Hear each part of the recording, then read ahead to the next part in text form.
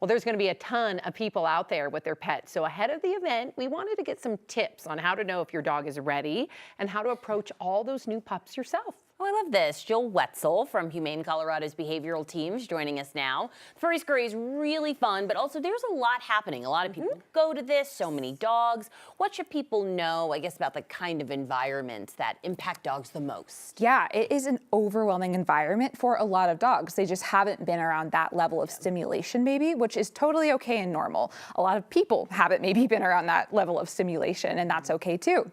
I would say you know your pup best. That's what I always really empower owners to do, is just make a decision that's the best advocacy decision for your dog. So if you know that your dog is easily overwhelmed with other dogs, with people, it's okay for them to sit this one out. If you feel like they are up for it, that's great too. And maybe they are good with just watching from the sidelines. That's fine. If they are a social dog and they want to meet other people, other animals, you know that best. I would say humans mean well, but we aren't always the best at knowing subtle signs of dog body language that indicate stress. So if you are bringing your dog and you are going to have them in the thick of the fun and the action, I just say watch out for those little things. And we're going to get into the little things, Yes. but first I want to just immediately when you meet a new dog, what are you supposed to do? Are you supposed to put your hand down so they sniff it? What do you do? I always like to say, let the dog come to you. I think a lot of people are a little bit too overeager. We love dogs, but for dogs that can come off kind of rude. If I just went hi and just hugged you, you might be like, oh my God, that was a lot. That's my Yes. dog. My dog's like, no, thank you.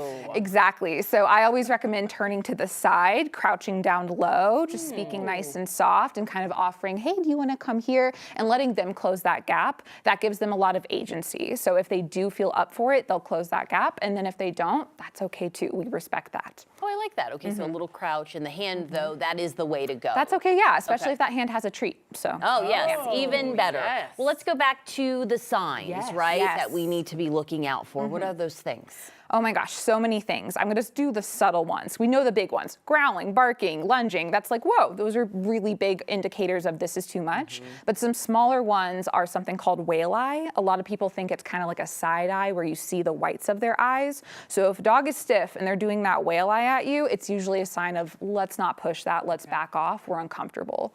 I'd also say little things like lip licking. It's a displacement behavior. It's saying I'm anxious and I'm gonna put that anxiety into doing this to cope. So if I was really nervous right now, and I'm only a little bit nervous, I'd be doing this with my hair a ton, and that's a really human example of a displacement behavior.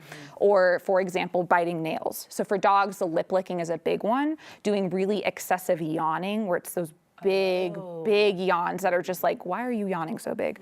Other ones like shaking off a lot. That's a really big displacement behavior we'll often see in a stressed dog because they're trying to just cope with that stress.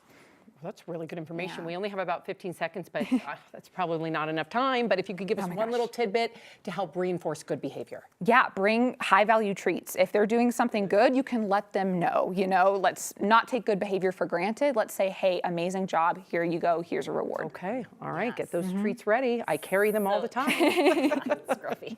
Such good information, especially ahead of what's going to be such a good Saturday. Great weather. It's going to be one for the books. Jill, Yes, thank can't wait. you. Thanks.